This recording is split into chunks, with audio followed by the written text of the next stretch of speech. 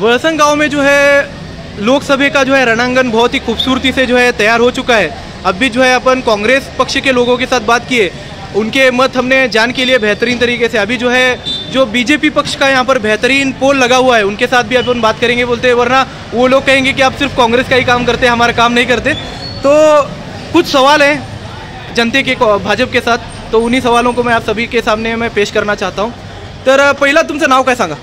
मनोज कुमार शंकर थळंगे, मी बीजेपीचा सक्रिय सभासद आहे। सक्रिय सभासद आहात। तर थळंगे साहेब, एक प्रश्न विचारायचं होतं, वळसंग गावामध्ये आता सध्या माहोल काय आहे? वळसंग पूर्ण गाव भाजपमय आहे। हां, आणि 2 वेळा आम्ही खासदारांना निवडून दिलो आणि पुन्हा तिसऱ्यांदा निवडून द्यायचं आमचं ध्येय आहे आणि 100% आम्ही निवडून देणार आहोत। 100% निवडून देणार।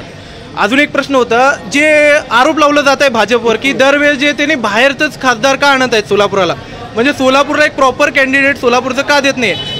गेल्या वेळेस 2 खासदार जे झाले सोलापूरचे, ते दोन्ही जे बाहेरचे खासदार होते, तर यावेळेस पण त्यांनी बाहेरच्याच माणसाला चान्स दिला असं त्यांनी सांगितले। सोलापूरचा लोकल माणूस का तयार करत नाही त्यांनी?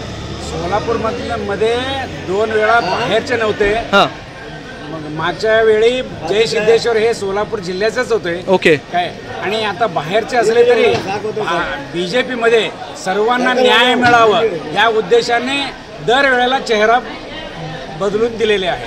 ओके, म्हणजे प्रत्येक खासदार आपापल्या हिशोबाने काय तर वेगळं करेल हे त्यांची आशा आहे।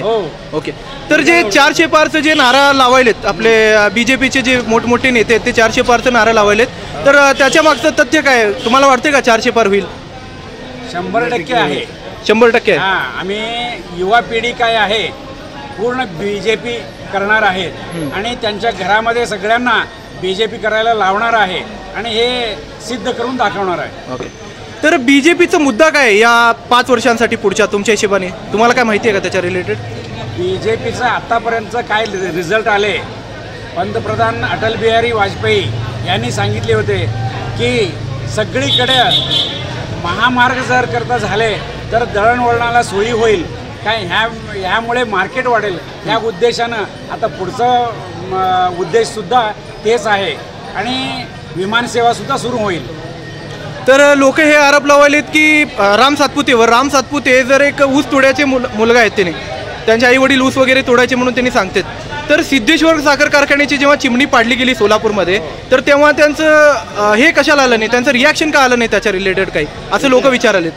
ऊस तोडी कामगारांचा मुलगा असले तरी त्यांचा उद्देश काय आहे की जर करता सोलापूरवासी आणि सोलापूरमधले उद्योगपतींचं सोयी होणार असेल विमानसेवा सुरू झाल्यानंतर, तर आम्हाला त्यांना काय हरकत नव्हतं, त्यामुळे त्यांनी कुठलेही विरोध त्यांनी तिथं चिमणी पाडण्यामध्ये दाखवले नाही। आणि आता चिमणी पाडून सुद्धा आता 1 वर्ष पूर्ण होईल जून जुलैमध्ये, तर आतापर्यंत विमानसेवा सुरू का झाली नाही हे पण एक प्रश्न आहे सोलापूरकरांचा। भविष्य काळात सुरू होईल, अजून त्यांचा प्रयत्न चालू आहे आणि मध्ये हे इलेक्शन आलंय। ओके, तर इलेक्शनमुळे प्रॉब्लेम व्हायला आणि लोक म्हणालेत की भाजपमध्ये जे आपलं काय म्हणते बेरोजगारी वाढली, महागाई वाढली, म्हणजे आपलं गॅस सिलेंडर जे आहे 400चं 1200 झालं, पेट्रोल जे आहे 60चं 100पर्यंत गेलं आहे, डिझेल पण 40-50 रुपयाचं 100पर्यंत गेलं आहे। तर ह्याच्या मागचं कारण काय असतं, तुम्हाला काय वाटतं? भाव महागाई वाढल्यावर भाव वाढणारच। सगळ्यांच्या घरी प्रत्येक कुटुंबामध्ये प्रत्येक मेंबरकडे 15-15 हजार रुपये 20-20 हजारचे मोबाईल आहे आणि त्यांच्या घरी 2 व्हीलर आहे। किती गडी माणसं आहे त्यांच्या घरी 2 व्हीलर आहे, कलर TV आहे, परंतु फक्त सरकारवर टीका करण्यासाठी महागाई वाढलेली आहे, सिलेंडरचा भाव वाढलेला आहे असं विरोधकांचं हे म्हणणं आहे, परंतु आम्ही ते सहमत करून घेत नाही। म्हणजे तुमच्या हिशोबाने महागाई नाही आहे? महागाई नाही आहे। तर धन्यवाद सर, खूप चांगल्या प्रकारे तुम्ही उत्तर दिला। या ठिकाणी भाजपचं मत या ठिकाणी तुम्ही सोलापूरच्या जनतेसमोर मांडलात, खूप खूप धन्यवाद।